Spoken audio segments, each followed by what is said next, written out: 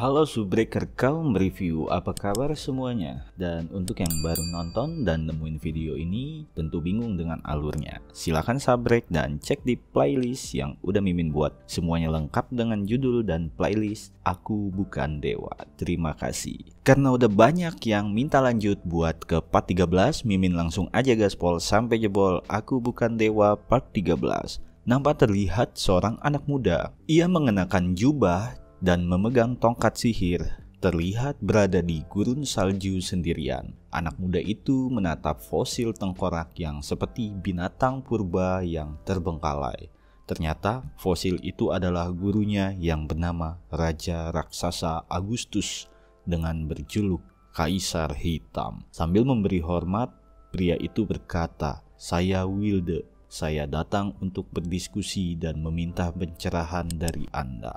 Ternyata diketahui pria muda yang tampan itu adalah penyihir hitam Wilde saat masih muda. Wilde meminta pemberkatan kekuatan dan meminta Raja Agustus si penyihir hitam menjadi saksi atas karya dari Wilde. Oke, jadi sampai saat ini kita udah mulai paham asal-usul penyihir hitam, yaitu dari Raksasa Agustus. Seketika Raja Raksasa Agustus menampakkan wujudnya yang besar. Dihiasi mahkota raja di kepalanya, namun tangan raja terlihat terikat rantai. Mungkin dia lagi tersegel ya guys ya. "Sudah lama ya wahai Wilde muridku, apa yang membuatmu datang sini?" ucap Raja Agustus bertanya. Ternyata kedatangan Wilde ingin menunjukkan ke Raja Agustus bahwa dia telah menyelesaikan tugasnya, dan Wilde menunjukkan gargoyle dengan sambil berkata, "Inilah hasilnya, mohon dilihat." Nah teman-teman, jadi Mimin jujur aja sih, di scene ini agak bingung. Dulu waktu Wilde ngasih gargoyle ke Linji, kita ditunjukkan di mana gargoyle itu bisa di tangan Wilde karena dikasih sama gurunya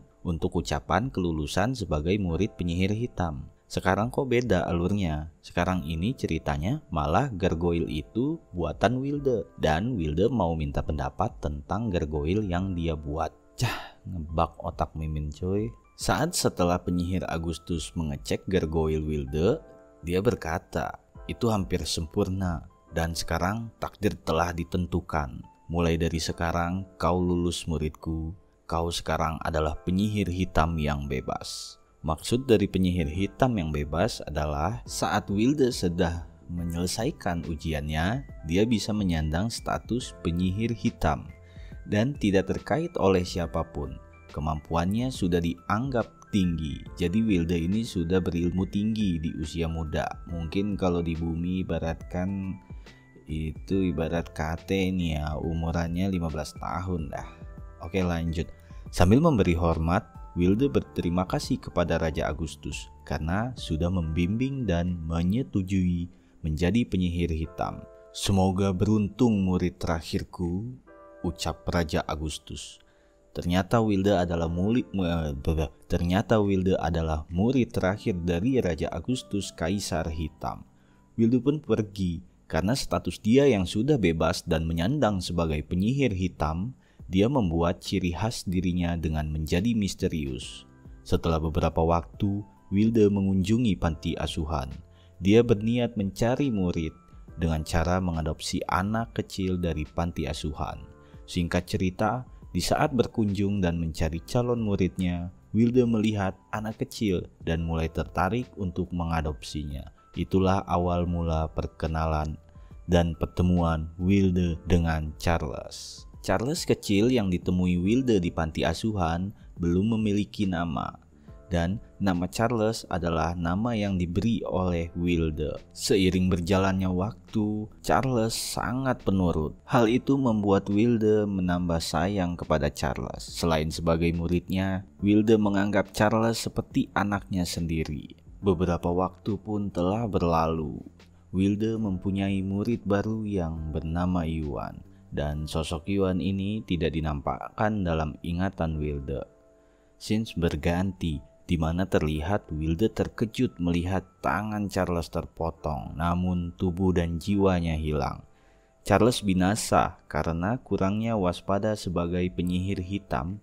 Itu disebabkan karena Wilde yang terlalu memanjakannya. Sampai detik ini pun kematian Charles masih menjadi misteri. Wilde pun belum tahu siapa pembunuh Charles yang sesungguhnya. Namun kita semua sudah tahu yang membunuh Charles adalah Yuan. Yuan yang kemarin ngudut di depan toko Linji, ingat nggak cuy? Yang mati dibunuh sama mata-mata yang disuruh datang ke rumahnya itu loh. Di toko bukunya Linji lagi bobo, ya ingat lah ya. Nah, oke, jadi itulah sedikit kisah kelam tentang si Wilde. Dia sampai sekarang ini masih ngerasa sangat bersalah karena kematiannya Charles. Oke, lanjut. Scene berganti. Wilde tua diperlihatkan sedang terkejut dan ternyata semua itu hanyalah mimpinya di masa lalu. Hah? Mimpi? Tidak biasanya aku mimpikan guruku dan muridku si Charles. Apa takdir sudah membuat pilihan? Mungkin guru sudah lama tahu kalau aku sudah dibimbing oleh Tuan Lin dan menghadiahkan gargoyle itu. Sekarang aku mengerti apa yang guru maksudkan sebenarnya. Kalau saja aku memiliki setengah dari kebijakan guruku, mungkin Charles tidak akan mati dan dia bisa lolos dari celah-celah dunia mimpi. Sebelumnya aku selalu memikirkan masa lalu dan benar-benar menunggu keajaiban. Untuk sekarang aku harus fokus, ucap Wilde bergumam dalam hatinya. Saat Wilde ingin melanjutkan eksperimennya, tiba-tiba suara ketukan pintu berbunyi. Tok tok tok tok. Siapa itu? Lirik Wilde yang nampak serius. Wilde heran karena tempat itu adalah tempat persembunyian yang tidak ada siapapun yang mengetahuinya kecuali Wilde, Charles, dan Yuan.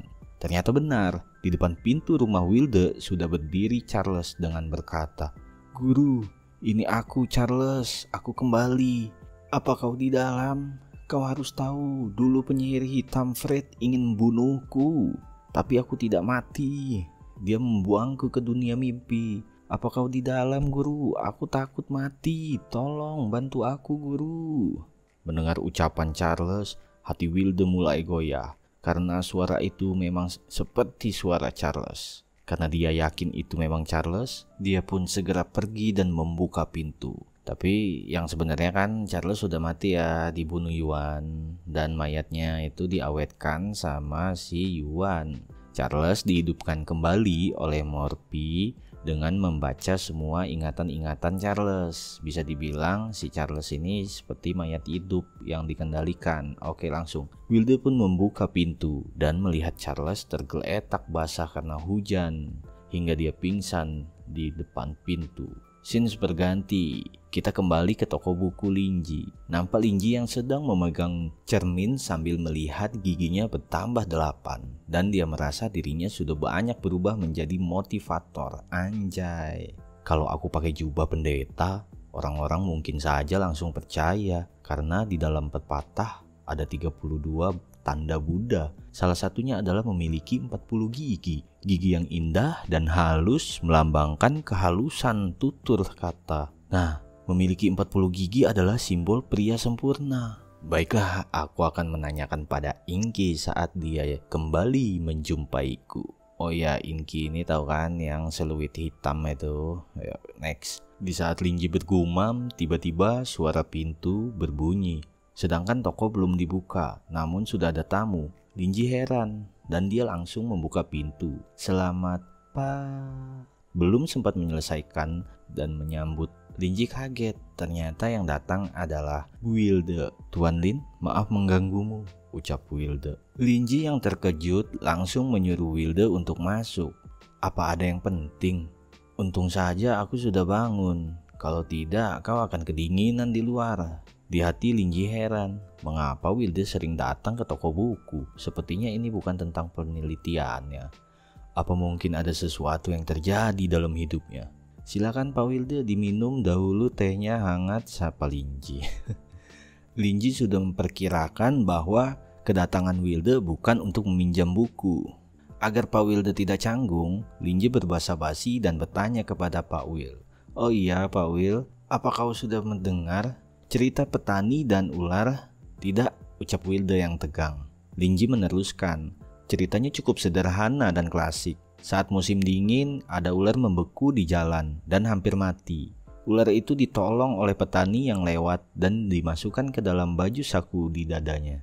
Saat itu, ketika ular sudah pulih, Karena dihangatkan di dalam dada petani itu, dengan instingnya dia pun langsung menggigit jantung atau bisa dibilang dada petani itu.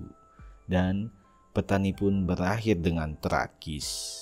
Nah, itu hanya dongeng. Menurutmu Pak Will, siapa yang salah, petani atau ular? Pak Will pun berpikir, seketika dia kaget dan bergumam dalam hatinya. Benar-benar Tuan Lin sudah tahu apa ini peringatan untukku. Terlihat Pak Will memegang gelas sambil bergemetar tangannya. Karena Linji yang maha tahu. Maha tahu tempe. Nampak suasana hening, Wilde menjawab, mereka tidak ada yang salah. Semuanya melakukan karena kehendaknya. Pendapat yang tidak buruk, itu masuk akal. Tetapi cerita itu tergantung dari sudut pandang.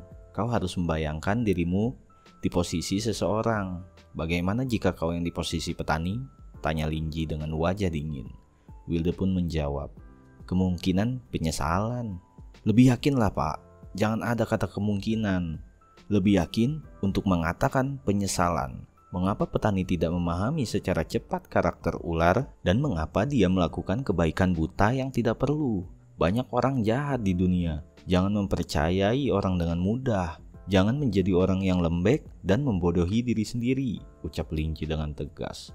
Saat itu Wilde merenung dan berpikir, apakah jika semua orang tidak mempunyai jantung masih bisa hidup? Jika tidak mungkin, tidak mungkin. Charles yang sekarang sudah mati. Dia bukan Charles, pikir Wilde sambil merenung. Apa kau mengerti yang ku katakan Pak Wilde? Ya, aku mengerti, jawab Wilde. Jadi sebenarnya dongeng yang dibacotin Linji itu cuma buat suasana lebih santai aja. Dan itu cuma buat Wilde lebih terbuka ceritanya. Linji ini sebenarnya agak pinter sih baca karakter orang. Dia tahu kalau Wilde ini seorang yang tinggal hanya sendirian. Terus tiba-tiba datang pagi-pagi buta cuman buat ngobrol. Nah, cuma belum tahu mulainya dari mana. Jadi Linji nyimpulin kalau dia punya masalah sama kerabatnya. Sedangkan untuk kerabatnya Wilde itu cuma ada dua, yaitu Yuan dan Charles. Itulah kesimpulan Linji. Jadi Linji ini benar, dia berpikir dia ada masalah sama kerabatnya. Dan dia juga benar mikirnya masalah itu cuman ada dua orang, kalau nggak Charles sama Yuan, yaitu anak angkatnya si Wilde. Itu yang Linji tahu. Tapi ini Linji ngiranya Charles itu sebenarnya pergi ke luar negeri, Yuan udah jadi durhaka gitu. Itu spekulasinya.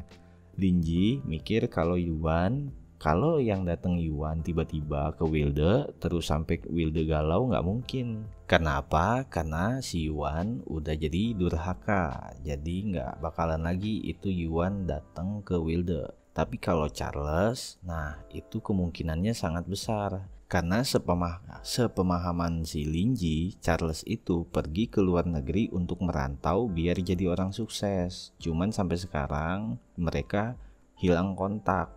Nah gitu, mungkin karena si Charles ini gak sukses-sukses, jadi dia gak pulang-pulang nemuin Wilde.